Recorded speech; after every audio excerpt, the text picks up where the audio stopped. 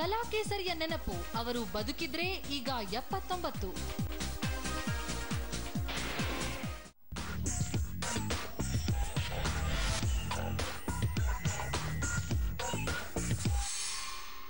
ಐವತ್ತರ ದಶಕದಲ್ಲಿ ಕುಮಾರತ್ರೆಯರು ಸ್ಯಾಂಡಲ್ವುಡ್ಗೆ ಕಾಲಿಟ್ರು. ಅವರಲ್ಲಿ ಒಬ್ರು ಉದಯ್ ಕುಮಾರ್. ಉದಯ್ ಎಂಬ ಕನ್ನಡದ ಕಲಾ ಕೇಸರಿ ಇಂದು ನಮ್ಮೊಂದಿಗಿಲ್ಲ. ಆದ್ರೆ ಅವರು ಅಭಿನಯಿಸಿದ ಚಿತ್ರಗಳು ಮಾತ್ರ ಅವರೊಬ್ಬ ಅದ್ಭುತ ನಟ ಅನ್ನೋದನ್ನ ಮತ್ತೆ ಮತ್ತೆ ನಮಗೆ ನೆನಪಿಸುತ್ತವೆ. ಮರೆತಿದ್ರೆ ತಾನೇ ಅವರು ನೆನಪಾಗೋಕೆ. ಅವರ 79ನೇ ಹುಟ್ಟುಹಬ್ಬದ ಈ ಸಂದರ್ಭದಲ್ಲಿ ಕಲಾ ಕೇಸರಿಯ ಒಂದು ನೆನಪು ಇಲ್ಲಿದೆ.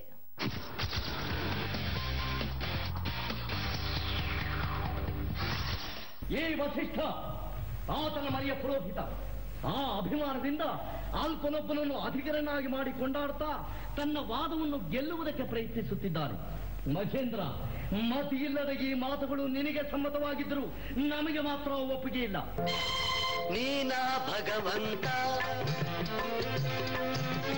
ನೀನಾ ಭಗವಂತ.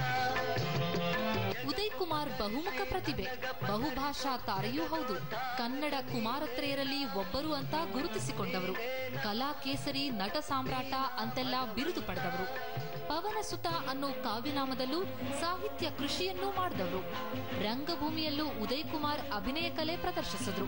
ಆದ್ರೆ ಈ ನಟ ಮೊದಲು ಬಣ್ಣ ಹಚ್ಚಿದ ಚಿತ್ರವನ್ನ ನೆನೆಯೋದಾದ್ರೆ ಅದುವೇ ಉದಯ್ ಕುಮಾರ್ ಚಿತ್ರ ಜೀವನದಲ್ಲಿ ಒಟ್ಟು ಕನ್ನಡದ ಚಿತ್ರ 153.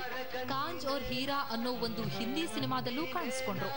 1 ಹಿಂದಿ, 16 ತೆಲುಗು, 5-6 ತಮಿಳು ಫಿಲ್ಮ್ಗಳಲ್ಲಿ ಅಭಿನಯಿಸಿದ್ರು.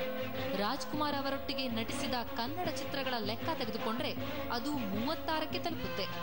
ಕಲ್ಯಾಣ್ ಕುಮಾರ್ ಜೊತೆಗಿನ ಚಿತ್ರಗಳ ಸಂಖ್ಯೆ ಒಟ್ಟಾರೆ 11 ಅಂತಲೂ ಹೇಳ್ಬಹುದು.